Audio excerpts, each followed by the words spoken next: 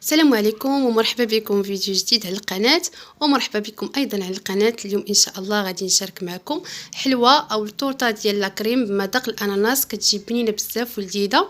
خليكم مع الفيديو حتى الاخير باش نشوفوا المكونات اللي غادي نحتاجو.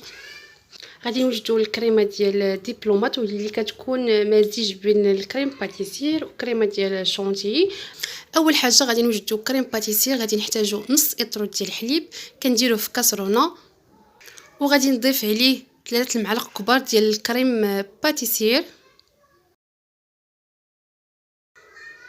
و3 المعالق كبار ديال السكر سنيده او السكر الخشن.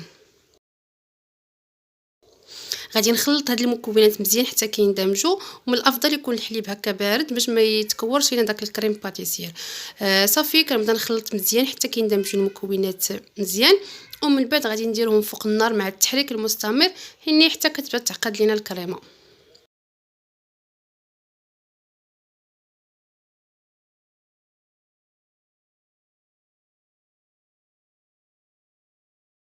كيف ما كتشاهدوا هنا بدات كتعقد ليا الكريمه. دابا غادي نطفي عليها النار.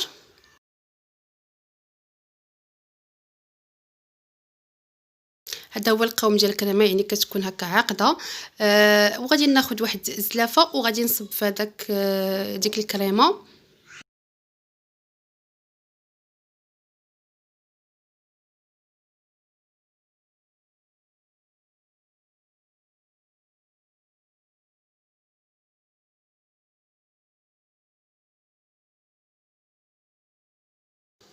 وغادي نغطيها بالبلاستيك الغذائي. غادي نحاول نقي داك البلاستيك يجي فوق الكريمه باش هكا ما تكونش لينا شي قشره من الفوق، وغادي ندخلها الثلاجه.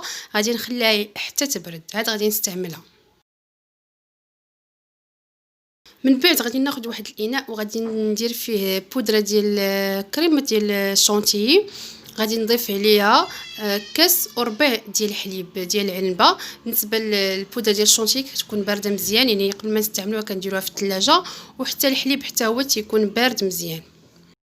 صافي وكنبدا يعني نطلع الكريمه ديالي على اعلى سرعه، يعني حتى كتطلع يعني هكا كتولي هكذا متماسكه وعاقده. صافي هنا من بعد ما كطلع الكريمه كيف ما كتشاهدوا كتولي الشونتي يعني عاقده مزيان، والكريم باتيسير راه بردات. دابا غادي نديرها هكا في واحد الاناء،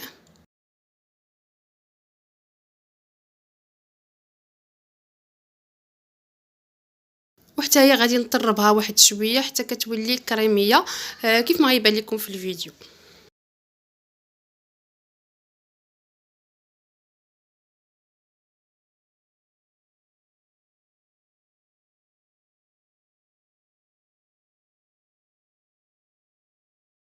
يعني كنبداو نطربوا هكا يعني حتى كتولي هكا كريميه، وحتى هي كتكون هكذا متماسكه وكتكون عاقده.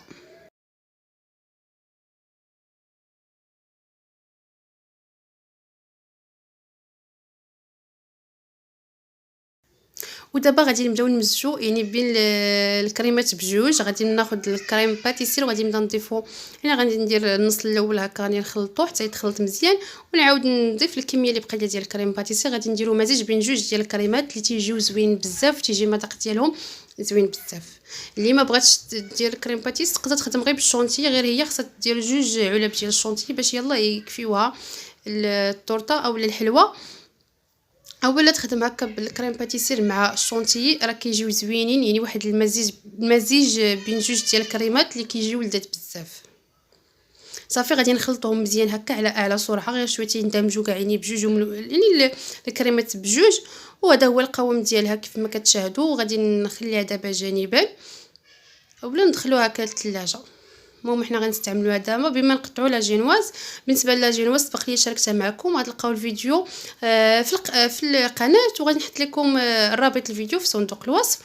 نقطع على جينواز ما تقطعوا على 3 اولا على 4. المهم انا قطعت على 4، واخا جاوني دوك جوج طبقات الاخرانيين رقاق شويه، يعني المهم تقدروا تقسموها غير على 3 ولا حسب حتى لا جينواز باش تجيكم منفوخه بزاف. جاتكم زعما تبارك الله طالعه غادي تقسموها على 4 ولا حتى على 5.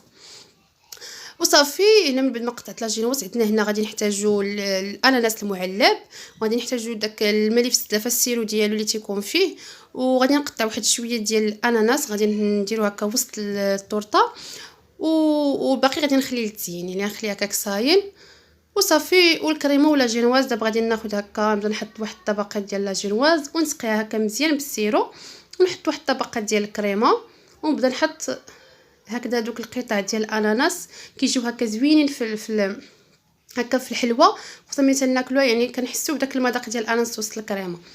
وتقدروا كتضيفوا حتى الفواكه الجافه بحال هكا الكركاع كيتواتى مع الاناناس وكيبقى هادشي صراحه اختياري، اللي بغيتو تقدروا تزيدوه.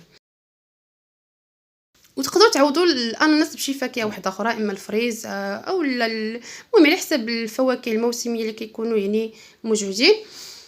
وغادي نعاود نزيد هكا لاجينواز ونسقيها مزيان ونحط طبقه ديال الكريمه وهكا دوك القطع ديال الاناناس مقطعين. المهم غنكمل يعني بهذه الطريقه هذه.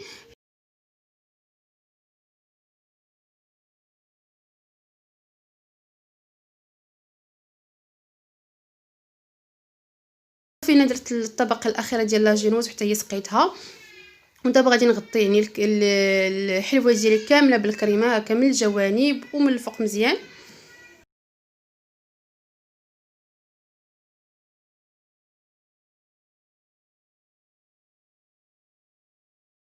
صافي غنحاول نقاد هكا غير شويه حيت غنزين الجوانب، ماشي ضروري زعما يكونوا مقادين هاد يعني مونطيين مزيان. انا غادي نزينهم هنايا باللوز ايفيلي حمرته وهكا هرمشته شويه، وتقدروا تستعملوا كاكاو ايفيلي اولا تستعملوا اللي بغيتو اولا تخدموا هكا تزينوا بالفيرميسيل. المهم كيبقى هادشي اختياري بالنسبه للتزيين. وهنا غادي ندير هاد الخطيطات هادو بداك داك البوق العادي اللي استعملت هنايا، ممكن نشكل بهاد الخطيطات هكا يعني عمرت بالكريمه نيت اللي باش دهنت الحلوه. وغادي نزين هكا بالقطع ديال الاناناس.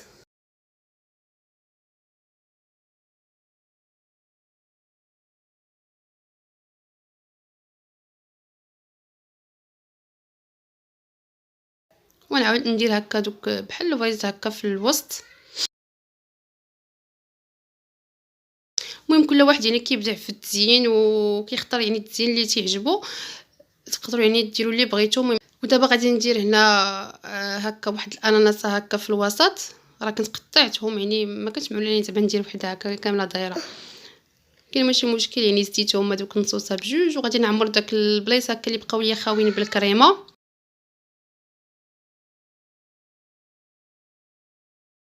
ودوك الجوانب اللي بقاو ليا خاويين غادي ندير فيهم داك اللوز ايفيلي هكذا.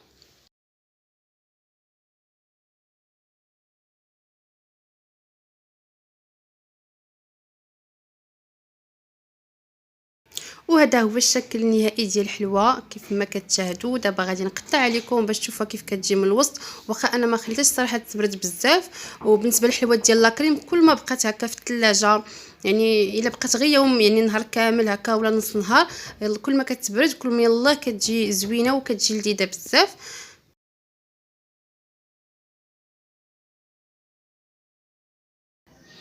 هكا كتجيني دوك الطبقات ديال الكريمه هكذا، وكيجيو فيها حتى دوك القطع ديال الاناناس باينين، وتيجيو حتى هكا يعني ملي تناكلوا الحلوه تيجيو لذاذ، تعطي واحد المذاق اللي هو زوين بزاف.